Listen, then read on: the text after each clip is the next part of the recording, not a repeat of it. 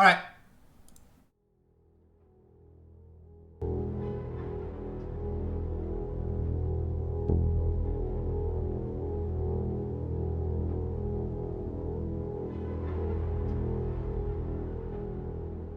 The "Oh that's real nice" meme comes from an episode of the cartoon SpongeBob SquarePants, where Martin, a side character in the show, looks into a toilet bowl only to find a realistic-looking SpongeBob floating inside.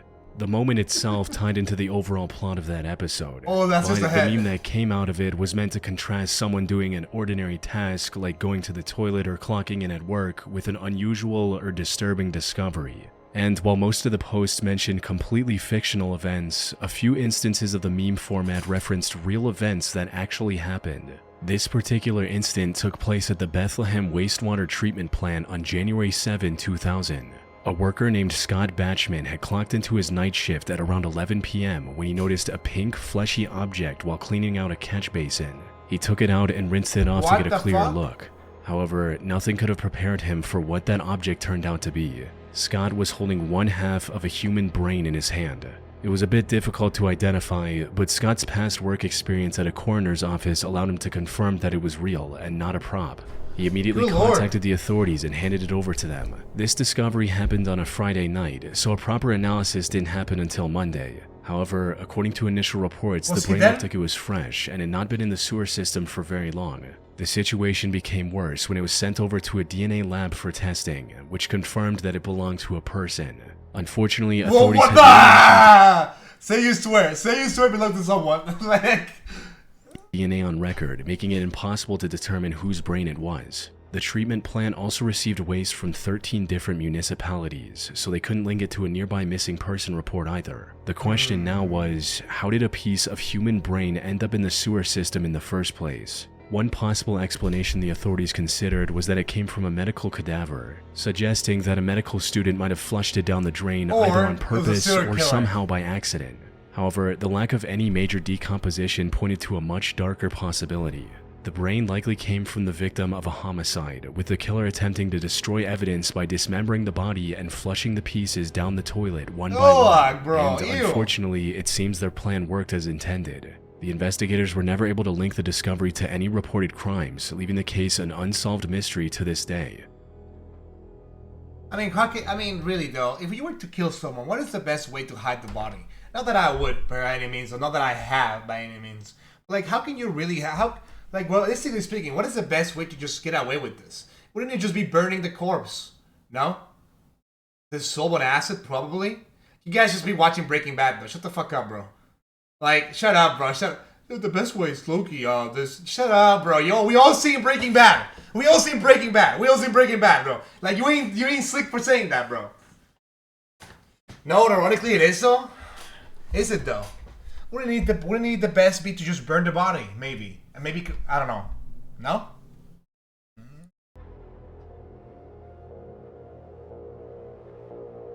You serve like a glass of milk? You live in Mexico, June 1996. What? What happened there? I don't know what this lore. The traumatized Mr. Incredible meme depicts a normal-looking Mr. Incredible next to a haunting, uncanny version of him. The template uses a before and after format to highlight how hidden context changes a person's perspective. Where imagine you get slimed, bro. Imagine you get slimed only to become a fuck-ass Reddit meme, bro. Like, at that point, bro, I'm haunting like, at that point, I'm coming back out of the living, bro, to haunt that guy specifically. Like, fuck that guy. Like...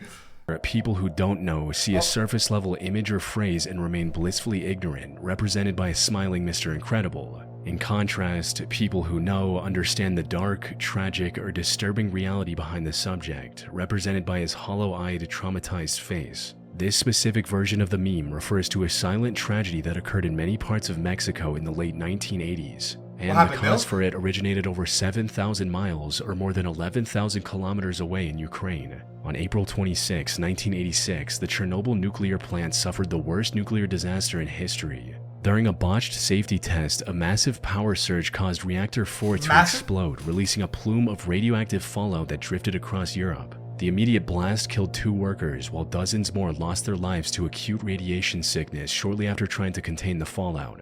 However, by the time they were able to enclose the malfunctioning reactor, it had already spread massive clouds of toxic, radioactive particles across Europe and Asia. Mexico, in theory, should have been far enough from the disaster site to stay unaffected. In reality, government corruption and greed turned it into a problem that ordinary Mexicans were forced to live with in their day-to-day lives. You see, radioactive particles from the Chernobyl meltdown contaminated crops and livestock across Europe and Asia, making a significant portion of their food unsafe for consumption. Ireland was among the more heavily affected countries, with thousands of tons of milk in the region becoming radioactive. The Irish government tried to get rid of this contaminated milk by selling it to poorer countries. And after getting rejected by Brazil, they reached an agreement with the Mexican government to sell 40,000 tons of radioactive powdered milk at discounted prices. The toxic milk reached Mexico in June 1987 and was then distributed across the country by a state-owned company called Conasupo. It made its way into ordinary households. You know, okay, random side quiz. You guys want to know something? You guys want to know, like, okay, you know, we'll finish this story, but just somebody remind me to tell you a story. I know a very good story about something related to this. Households where consumers had no idea they were in Mexico in June 1987 and was then distributed across the country by a state-owned company called Conasupo. It made its way into ordinary households where consumers had no idea they were drinking what was essentially poison. The truth finally came out when Navy Vice Admiral Manuel Rodriguez Gordillo commissioned a nuclear physicist to test the milk. And as it turned out, the milk the Mexican government bought from Ireland exceeded 10 times the permitted limits of radioactivity. The government initially tried to suppress the news by accusing the whistleblower of defamation, stripping them of their position, and putting them in prison. But the backlash got bad enough that the government was forced to issue a complete recall by January 1988. Unfortunately, the damage was already done. Over the following decade, the number of children suffering from cancer skyrocketed drastically. Many endured life-altering deformities, while countless others lost their lives because of it. Even those who survived the initial radiation poisoning now face a higher risk of developing cancer later in life. Dude, what do you mean me, you fuckers? I wasn't alive back then. I'm from 1997, dude. I didn't get cancer because I drank a radiated poison, bro. I had cancer normally, like a normal kid. Just RNG. Or because God wanted to. And because, I don't know, I think God thinks it's funny to just give people cancer, I guess. But, still, the point stands, bro. What the hell happened in the video? Oh? To me, it seems like January always starts the same way. New resolutions, new projects, and a packed... Dude, by the way, mind you, dude, you know what it reminds me of? Random story. You know what it reminds me of? We knew of a governor in Mexico from another state that was basically like embezzling money, basically stealing money from resources, and he was stealing money from cancer patients. And what he will do is instead of giving them like chemotherapy, he will sell the chemotherapy for himself to make profit, and then they would just be injecting them water, bro. So then a bunch of kids die over that, dude. And that happened like recently too, by the way. That happened like a couple of years ago. Dude, what the fuck, bro? Actually, like demon shit, straight up. Actual demon shit, straight up, bro. That happens like maybe like 10, 15 years ago or something like that. Dude, that's some demon shit, straight up. That's some fucked up shit. I'm not gonna lie. Schedule right out the gate. It can feel like this any time of the year, but usually especially so at the start. And if you're anything like me, it seems to always be my... You notice how Twitch chat immediately pointed at you, but YouTube chat didn't? So see who's more evil now. I mean, he's kind of right though, I'm not gonna lie. I feel to see that guy's a little right about that one. YouTube chat didn't even mention that, bro. You guys just went for the jugular. Health, that's the first thing to get pushed aside when I get busy. Checkups get delayed, symptoms get ignored, oh my God, and taking care of myself gets treated like something I'll handle later, even though things rarely slow down. Finding the right doctor and fitting an appointment into a busy schedule just takes way too long. That is where today's video sponsor is ZocDoc. ZocDoc is a free website where you can search and compare high-quality, in-network doctors, choose the right one for your needs, so you can find someone to instantly book an appointment. I love fear-mongering! I love fear-mongering my audience into believing that there's bad things happening all the time. So therefore, you should be fear-mongering to doubting up doctors, bro. Trust. 50,000 providers and everything from dermatology, dentistry, primary care, eye care, or one of the other 200 specialties offered on ZocDoc. With just your insurance and location, they help you build a care team that's right for you. Plus, you can get appointments fast, typically within just 24 to 72 hours of booking, and you can even score same-day appointments. Stop waiting, stop guessing, and start getting the care you need. Go to ZocDoc.com/chillingscares, also linked in the description, to find and instantly book a top-rated doctor today. Thanks to ZocDoc for sponsoring this video. Yeah, I'm good, bro. I'm good. My face when I'm at urban exploring in China and find an abandoned area and it reeks of rotting flesh. No way, Minecraft reference? No way they just dropped that Minecraft reference in there, man. My Minecraft fans, bro. Steve. Crafting table. Okay, never mind. My bad joke, my bad. And I almost considered turning back, but I persisted, so I turned to the corner and looked down and greeted by the sight of dozens of fossilized chalk. What? What? The deeply unsettling Mr. Incredible meme illustrates a person's reaction to discovering something truly horrifying. The template is often paired with a caption highlighting disturbing events or shocking facts, and this particular use of it is no different. It summarizes the horrific sight a Chinese explorer named the Beanbag Adventures uncovered in February 2022. Beanbag's content on Douyin, which is the Chinese version of TikTok, revolved around him exploring abandoned buildings and showcasing any interesting finds. I never seen However, this. one of these adventures spiraled into a nightmare his viewers could have never imagined. The video started with him entering an abandoned hospital or lab of some kind. It was extremely run down and appeared to have been vacant for over a decade, if not more. Broken furniture, torn clothes, and glass jars were everywhere. But what really caught Beanbag's attention weren't these items. He was more drawn to the overpowering smell that was filling the whole building. Curious, he decided to find its source. He followed the paths where the smoke grew stronger and eventually reached a strange, dilapidated room with a pool in the middle of it. He looked inside the pool and before showing it to his viewers, claimed that it was filled with movie props. The pool was filled with what looked like the remains of dozens of children floating in a mysterious liquid. He spent barely a minute inside this room before the smell became too unbearable and he had to run out gagging for air. The horrifying sight left most of his viewers in shock, with many also trying to figure out if any of it was real. But for now, many accepted his movie prop explanation and didn't question it further, especially since the alternative was far too gruesome for most to even contemplate. A lot of the remains also showed few signs of decomposition, making it easier to buy into the prop theory. However, the possibility of these remains being real became impossible to ignore when Beanbag returned to the same location 10 months later. This time, he decided to explore the rest of the building before going. That's some fun. That's some Freddy shit right there, bro. That's that horror. That shit. That. I mean, it cannot be the other one, right? Unfortunately, the other locations proved to be just as disturbing. I can't show most of this on YouTube, but he discovered rooms full of extremely realistic human skeletons, children's toys and masks, and a few glass jars with what looked like human fetuses stored inside them. Things somehow got even worse when he returned to the pool room and found things that weren't there before, like glass jars and children's clothes on the ground, and most unsettling, a blue tarp partially covering the pool. This showed that someone else had been in that room in the last 10 months. But that wasn't even the worst part. The most disturbing part of Beanbag's second visit came when he pointed his camera at the pool. It not only contained more remains than before, but many of the previous ones were also noticeably more decomposed than last time, disproving his movie prop claim. Though, given what people now know about the situation, it seemed he called them movie props just so he could feign ignorance in case he ever got into trouble. It also helped in keeping the videos from getting removed from the platform.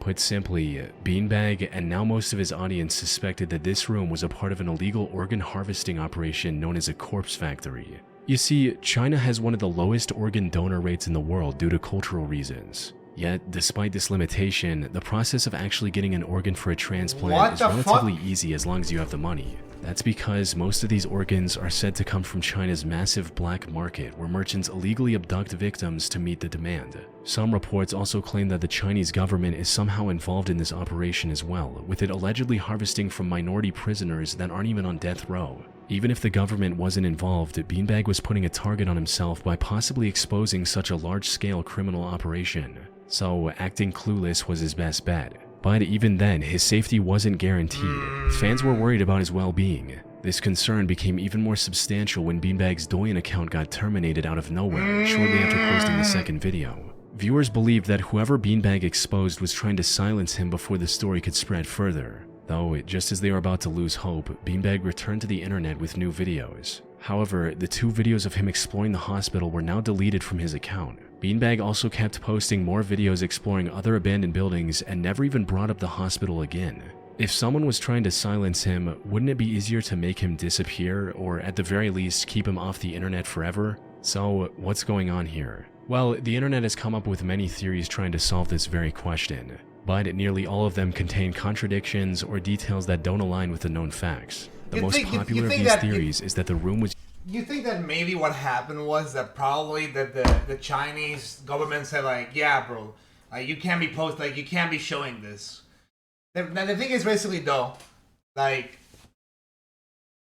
you think it's like a panic control thing where like the government's wants to avoid panic, or do you think it's more like the government's inside of it, and therefore they don't want their own secrets to be leaked? But the thing is, those babies though, right? Like, do you really need like a baby like aren't baby like things just kind of weaker? No.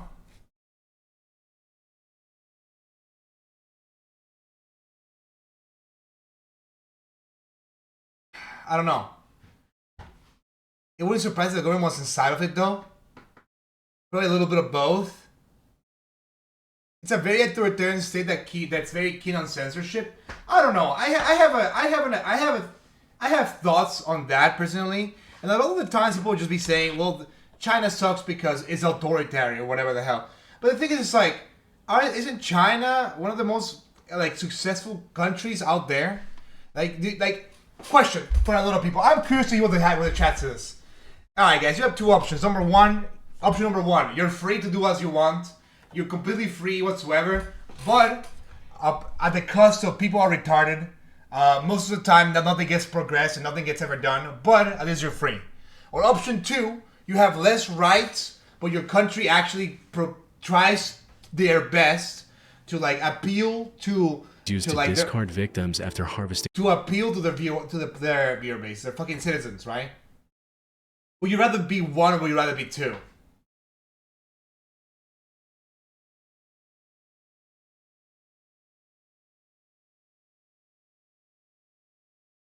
Because the thing is, like, I live in a one, Loki. I live in a one, but I feel like number two wouldn't even be that bad. You know what I mean? Like, I live in a one, but I feel like number two wouldn't even be that bad. Not gonna lie.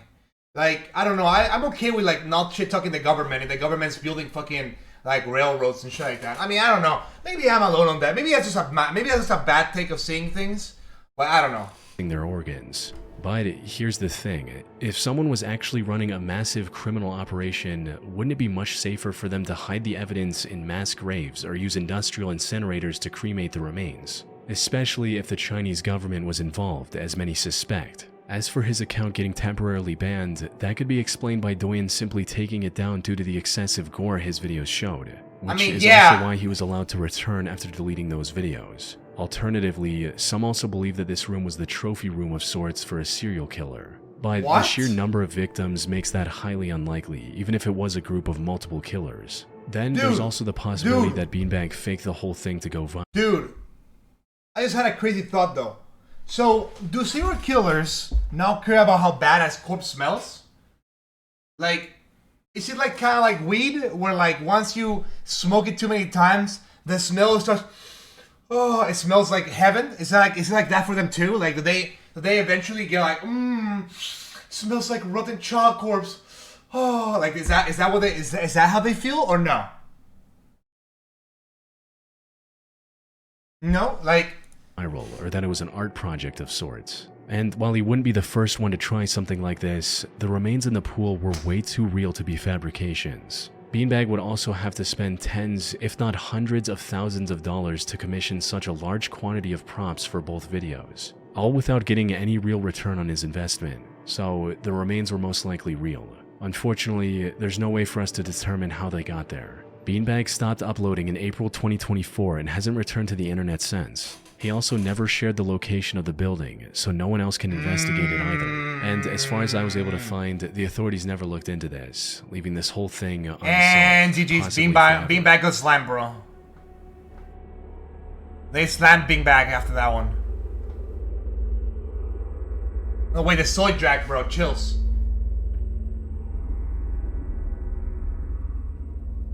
All you did was take a pill your boss gave to you for your UTDI, universal transmitted illness. No.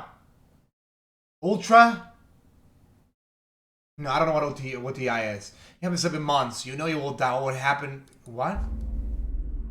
This meme recounts the tragic Most life of critical? Ricard Siegon, a 48-year-old tattoo artist from Philadelphia who lost everything he had in a single year. Ricard had two passions in life, his only son and art. He created music, did photography, and eventually settled into a career as a tattoo artist. He also shared videos of his tattoo work on YouTube quite often, likely just to document his own progress. Every second he wasn't working, he spent with his son. He had a seemingly perfect life, and was still striving to do better for the only person in his life. Unfortunately, this perfect life was ripped away from Ricard in 2015.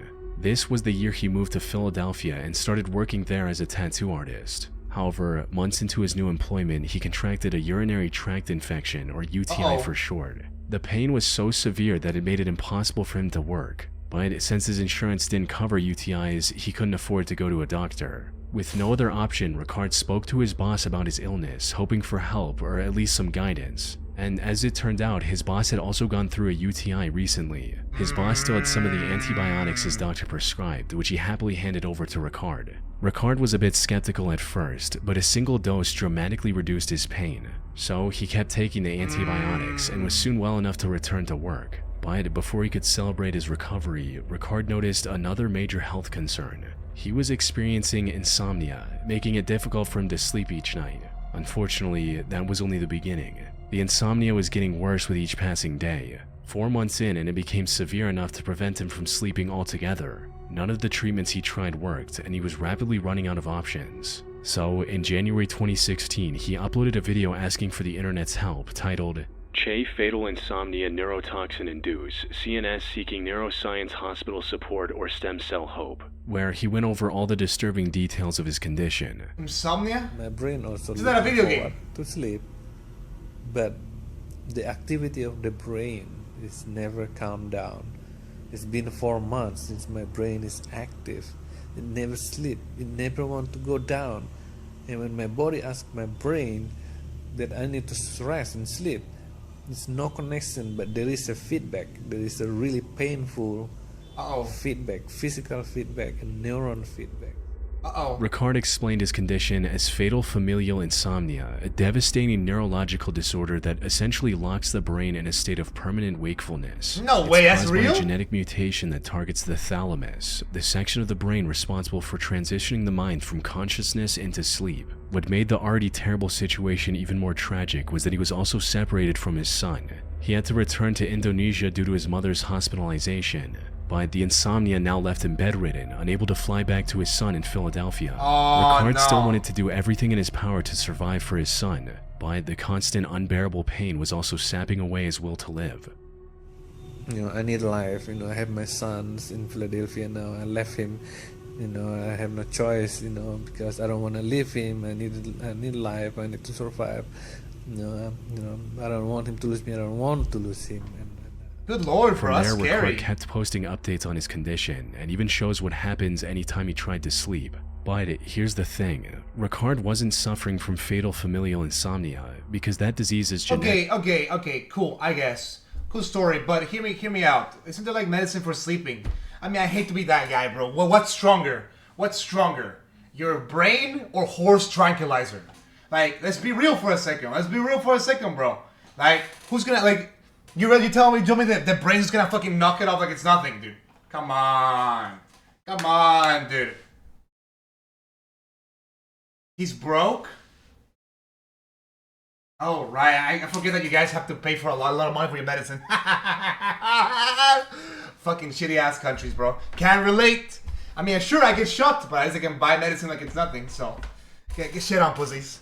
Oh, another W for Mexico. Put it on the board. Which is like one Mexico, the world 155. But we got one, we got one at least though.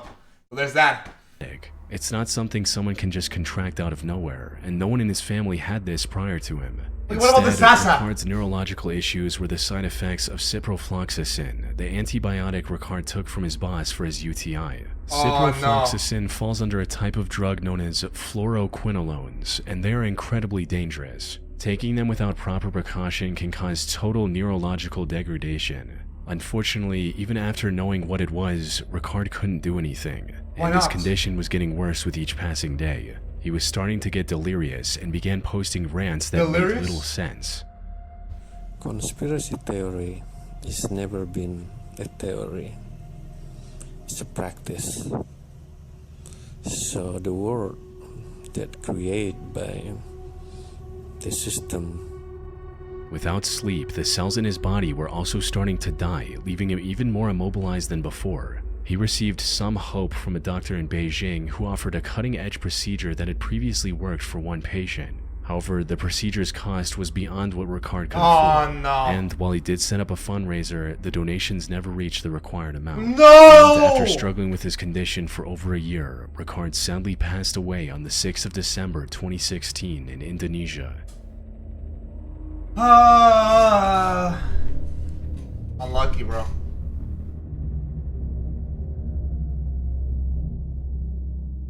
The traumatized Mr. Incredible in this instance is a reference to the death of Isaiah Fitz. Stop like narrating the memes like that, bro. I cannot take it seriously when like.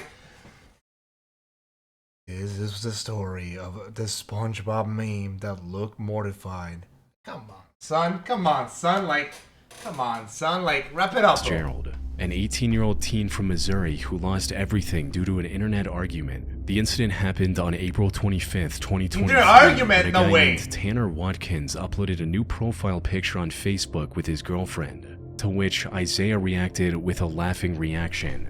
The two were friends on Facebook, but it's unclear how close they were. Regardless of their connection, Tanner did not take kindly to Isaiah's reaction and called him out in the post's comments. Their discussion quickly divulged into an argument and ended with the two agreeing to meet each other in person to settle things. The vast majority of internet arguments usually end here, with both sides moving on with their lives. However, both Tanner and Isaiah were serious about this confrontation.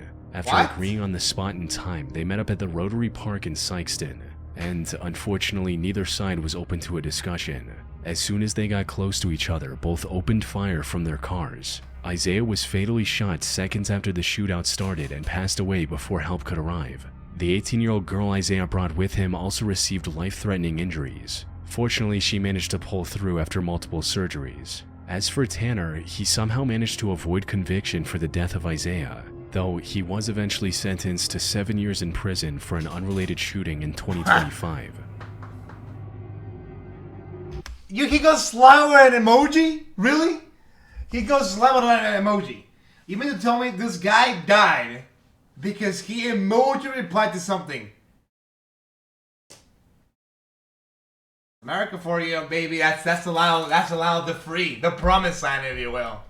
On Facebook, bro. I mean, okay, I'm not surprised that's on Facebook. I'm not gonna lie. If it's gonna happen, somewhere's gotta be on Facebook, bro. People on Facebook is just filled with boomers or really retarded, like third world country Andes. I'm not gonna lie. My mom uses Facebook, bro. My mom uses Facebook still in the big 2026, bro. I caught her like using scrolling through Facebook. I'm like, dude, there's no fucking way like you're watching Facebook. Whatever.